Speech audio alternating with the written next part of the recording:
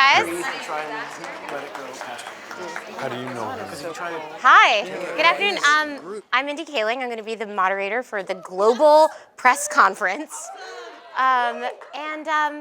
Yeah, I'm just really excited to introduce everyone for this panel. The first person is J.J. Abrams, director, producer, co-writer of the movie. Daisy Ridley, who plays Rey. Right here, JJ, on my massive white sofa. Come sit. Hello, hi. This is Daisy Ridley. Hi. Daisy Ridley.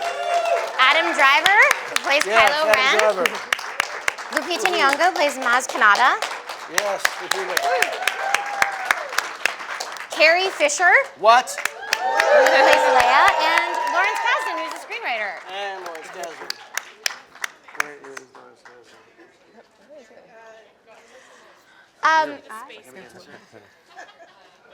Okay. There's like No, here's Lawrence Kasdan.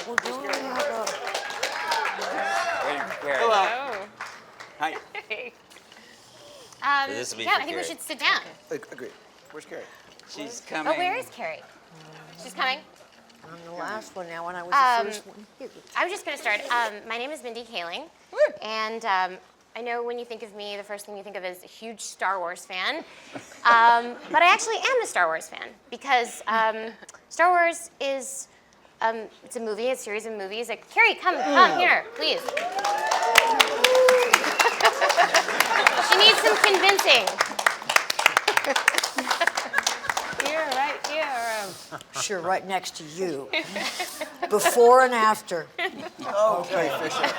Carrie Fisher.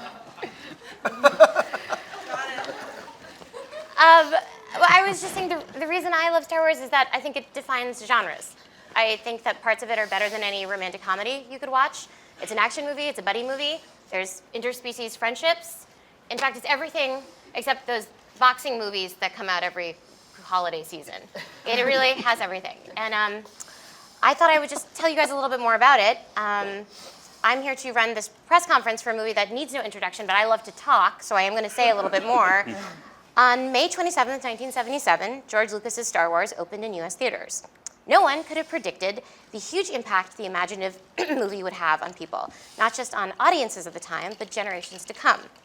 The film went on to garner 10 Academy Award nominations, spawn the birth of the visual effects industry, and rewrite the future of filmmaking and filmmakers. The Force Awakens begins a whole new chapter in this storied saga. Good luck, JJ. And while doing research on this, I saw every interview that these guys have done, and I talked to JJ, and I did want to ask them any questions that you could just Google the answers for. For instance, if you asked Daisy Ridley how she felt when she was cast, she's going to say very excited. So I thought I would ask them questions that I've never heard. Oh, yeah. Actually, Adam Driver, you were like never seen them, not a fan, which I thought was pretty edgy. Okay, never mind. So JJ, I thought I would start by asking you the question I think everyone wants to ask you, which is, aren't you rich? Why did you want to do these movies? Don't you have a hot wife who doesn't need you to be in Abu Dhabi for 4 months at a time?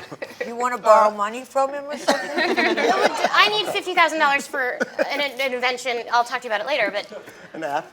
you know. Here's the thing.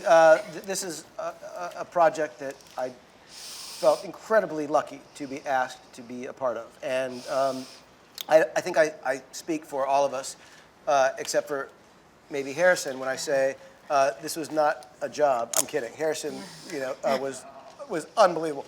But the process of this movie, to a person on the crew, to a person on the cast, this was not a job, and it was nothing that I think any one of us took on because it was a gig that was available. It was something that felt like a true passion and something that every single person brought much more than any of us could have expected. And so I do honestly feel honored to be part of this group. Excellent. Who was the most difficult actor to work with?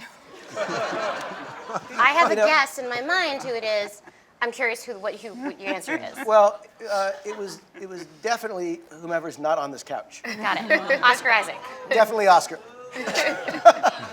No. It was everyone was shockingly and eerily wonderful to work with, and to get to work with people like Carrie and Harrison and Mark and people who I was a fan of since I was 11 years old, and also actors like Lupita and Daisy and Adam and John. It was so much fun to see them work together and to see how that alchemy came out, and it was really a spectacular and fun thing every day on set.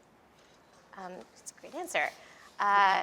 Carrie, I have a question for you. I'm a big fan of your writing. I love Postcards from the Edge. You coined one of my favorite lines ever, which is, "Do you always speak in bumper sticker?" And I've seen a lot of interviews with you. And Do one I thing I can speak in say bumper for sticker? I'm sorry. Okay, never mind. One thing I can say about you is that you do not speak in bumper sticker. And I think it's because you get asked a lot of stupid questions. No, that's silly. And I was going to ask you, you have an amazing sense of humor. Do you think that Princess Leia has a good sense of humor?